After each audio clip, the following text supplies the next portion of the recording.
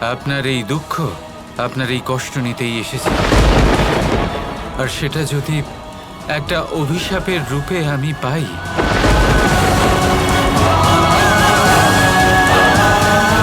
তাও আমি সেটা স্বীকার করছি পিসি।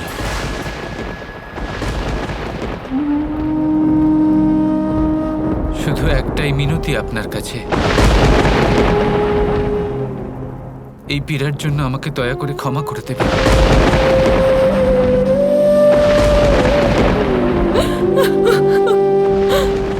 তুমি এই অভিশাপ কেন গ্রহণ করলে কৃষ্ণ? আমি জানি তুমি চাইলে অভিশাপ অস্বীকারও করতে পারতে কৃষ্ণ। আমি আমার দিব্য দৃষ্টি দ্বারা সবকিছু দেখতে পাচ্ছি। তুমি এখানে এসে জেনে বুঝে আমায় তোমাকে অভিশাপ দিতে বাধ্য করলে কৃষ্ণ। এর দুটো কারণ আছে পিসি। প্রথম কারণ এটা যে মাতার মনের অমৃত সৃষ্টিকে জন্ম দেয়। মাতার মনে কখনো বিষ থাকা উচিত নয়। এবার আপনার হৃদয় কালিমা নয়, এবার হৃদয় শুধুই প্রেম বাস করবে। আর দ্বিতীয় কারণ, এই অভিশাপ চিরকাল আমার নিয়তিতে ছিল। এটা হওয়ারই ছিল। আর আমাকেও তো মুক্তির পথ পেতে হবে। আর আপনি এই অভিশাপের জন্য কখনোই নিজেকে দোষ দেবেন না। এই মুহূর্তের পরে আর কখনো দেখা হবে না। আমার অন্তিম প্রণাম গ্রহণ করুন।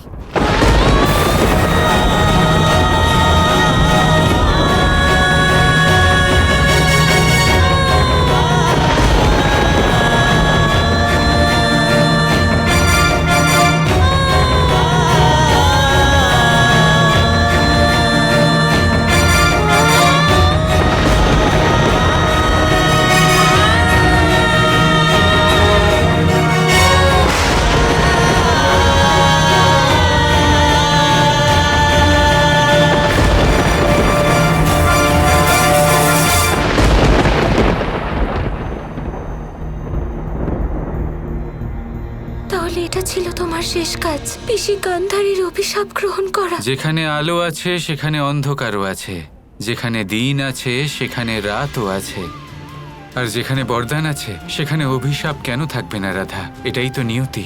তাহলে এবার মহারানী মহারানী গান্ধারীর অভিশাপ সত্যি হবে। অর্থাৎ অর্থাৎ তোমার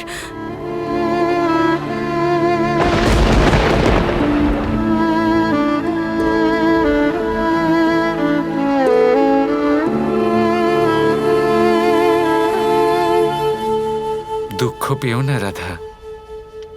এটা পৃথিবীতে কৃষ্ণের সমাপ্তির যাত্রা হতে পারে, কিন্তু এটা রাধা কৃষ্ণের বিরহ সমাপ্তির যাত্রাও বটে।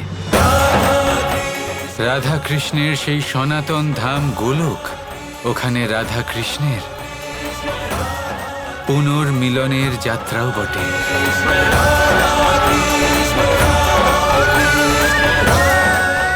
এসব তুমি কি বলছো কৃষ্ণ?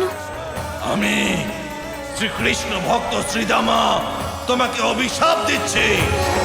শ্রীকৃষ্ণকে ভুলে থাকবে, আর মর্ত লোকে না, তুমি মৃত্যু লোকে থাকবে। একটা অভিশাপ ছিল যার জন্য আমরা আলাদা হয়েছিলাম। এবার এই একটা অভিশাপ যা আমাদের অনন্ত মিলনের কারণ হবে।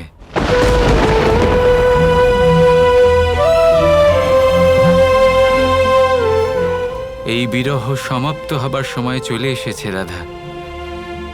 এরপরে রাধা কৃষ্ণ চিরকালের জন্য একে অপরের সাথে থাকবে, শুধু এক নিঃশ্বাসের দূরত্বে।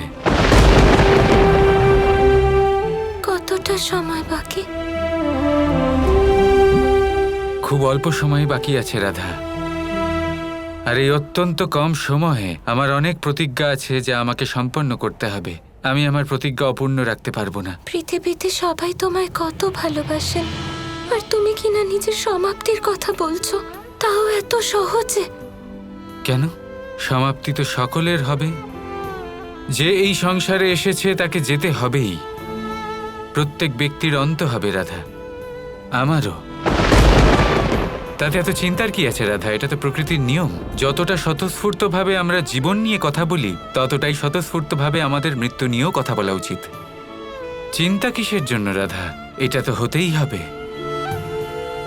কিন্তু কৃষ্ণের মতো মহাশক্তির সমাপ্তি কি সম্ভব?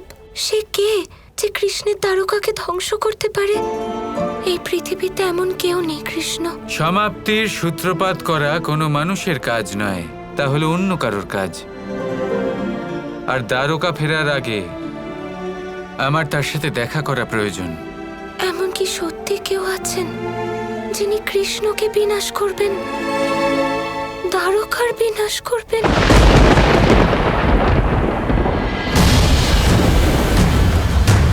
শুনুন দ্বারকাবাসীগণ, মহাভারত এতদিনে সম্পন্ন হয়েছে, তাই আমার কানাই আবার দ্বারকায় ফিরে আসছে। সমস্ত দ্বারকা যেন স্বর্গের মতো সাজানো হয়।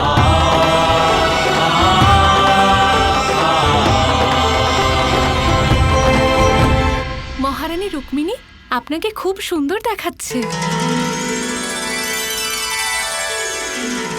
আমার শ্রীকৃষ্ণ আসছেন।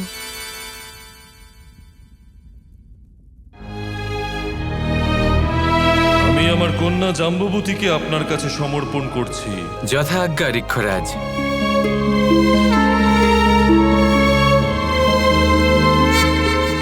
কৃষ্ণ, তুমি আমাকে বিয়ে করেছো ঠিকই, কিন্তু স্ত্রীর প্রতি স্বামীর যে কর্তব্য তা তুমি আজ পর্যন্ত কখনো পালন করনি। সত্যভামা, তুমি তৈরি হয়ে গেছো? হ্যাঁ, শ্রীকৃষ্ণ আসছেন বলে কথা। আচ্ছা, আমার পুত্র প্রদ্যুম্নর বিয়ে হতে চলেছে, আর তুমি ওর জন্য তৈরি হওনি? না না, ওর জন্যও তৈরি হয়েছি। থাক, আর মিথ্যে বলতে হবে না। তোমার এই প্রসাধন সব সত্যি বলে দিচ্ছে। তা ঠিক যে শ্রীকৃষ্ণর জন্য প্রসাধন করেছি, কিন্তু প্রদ্যুম্নর জন্য আমি ততটাই উৎসাহী। আমাদের পুত্র কতটা শৌর্যবান, কতটা তেজস্বী। আর কথা ঘুরিও না। আমি মানছি যে প্রদ্যুম্ন আমার পুত্র, কিন্তু আমিও অধিক উৎসাহিত শ্রীকৃষ্ণের জন্যই। মহারানী প্রণাম। দ্বারকার দিকে একটা অনন্য রথ আসছে।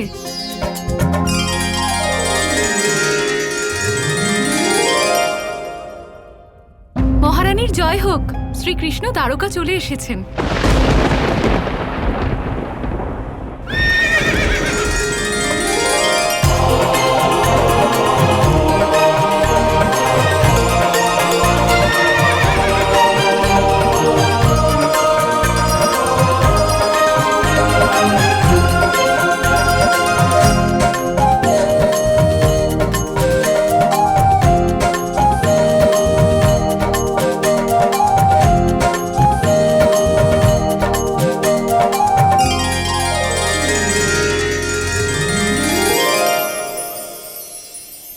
এতদিন পর তোমাকে এখানে দেখে অত্যন্ত আনন্দিত হয়েছি রাধা।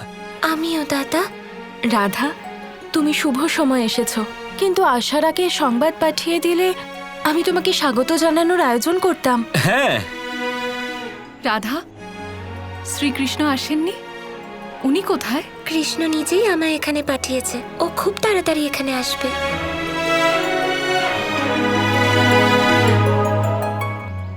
আপনারা সবাই এখানে আছেন, কিন্তু জাম্বুবতী কোথায়? জাম্বুবতী? রাধা, সমস্ত দ্বারকা ওখানে কৃষ্ণের জন্য অপেক্ষা করছে, কিন্তু তুমি এখনো তৈরি হলে না। কি হয়েছে তোমার? কি লাভ প্রসাধনে? যাই করি না কেন, কিন্তু শ্রীকৃষ্ণের চোখে সব থেকে সুন্দর তো ওনার রাধাই থাকবে, তাই না? দেখো রাধা, আমাদের বয়স বাড়ছে, কিন্তু তোমাকে দেখে এখনো 16 বছরের যুবতী মনে হয়। তাহলে শ্রীকৃষ্ণ আমাদের কেন দেখবেন? উনি তো নিজের রাধাকেই ভালোবাসবেন, তাই না? কৃষ্ণের ভালোবাসার সাথে কারুর আয়ুর কি সম্পর্ক? যদি তুমি ওকে ভালোবাসো তাহলে কৃষ্ণও তোমাকে ভালোবাসবে। কৃষ্ণ কৃষ্ণ কৃষ্ণ কৃষ্ণ